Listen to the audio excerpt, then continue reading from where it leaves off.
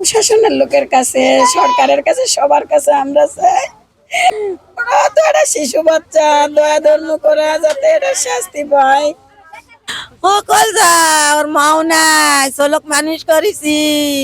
বাচ্চাটাকে নির্মম নির্যাতনের মাধ্যমে সামান্য সোনার জন্য তুমি হত্যা করা হয়। যারা হত্যা করেছে এর সঠিক তদন্ত সাপেক্ষে সর্বোচ্চ শাস্তি আমরা আশা করছি।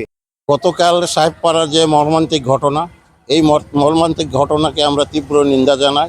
যেন কোনো বাপ মায়ের সন্তান যেন না হয়, মানে এদেরকে একদম ফাঁসির অর্ডার। খুবই ভালো মেয়েটা, মাদ্রাসায় পড়ছিল, অনেক ভালো। পরিবারের সবাই জড়িত, ওর পরিবারের সবাই জড়িত। বস্তা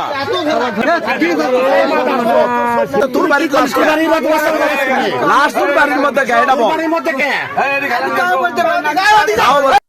আমজাদের ওয়াইফ ওই মহিলা দুপুরবেলা ওর কাছে আসছিল, ওর সাথে প্রাইভেটে যাবে, ওনার মেয়ে ওখানে নাকি পড়াবে।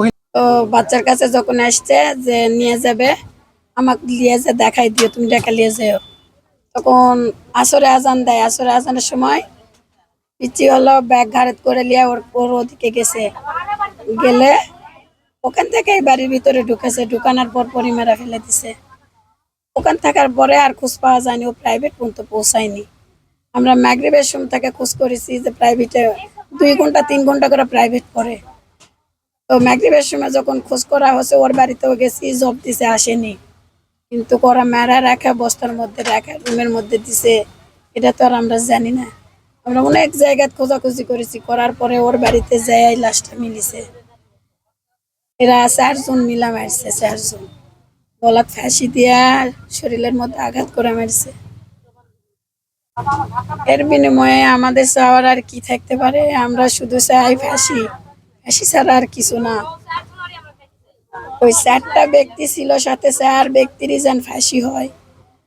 প্রশাসনের লোকের কাছে, সরকারের কাছে, সবার কাছে আমরা চাই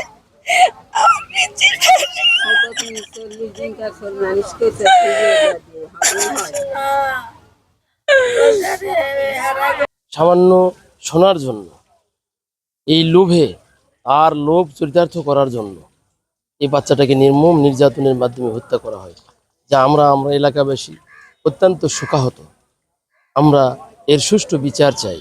বর্তমান সরকার, আমরা জানি যে এর আগে একটি বিচার করলে, ঠিক আমরা ওই রকম একটি বিচার চাই যে অবিলম্বে তার ফাঁসির রায় যেন হয়। আমরা এইটা চাই, যাতে করে সারা বাংলাদেশের মানুষ সকলে যেন মানবিক হয়, অন্তত শিশু বাচ্চাদের দিকে সবাই যেন মানবিকভাবে তাদের সাথে আচরণ করে। আমরা এই যাতে সুষ্ঠু বিচার পাই, এর জন্য আপনারা সর্বাত্মক সহযোগিতা করবেন। সঠিক তদন্ত সাপেক্ষে যাতে সর্বোচ্চ সাজা নিশ্চিত করা যায়, এই দাবি রেখে আমি আমার বক্তব্য শেষ করলাম।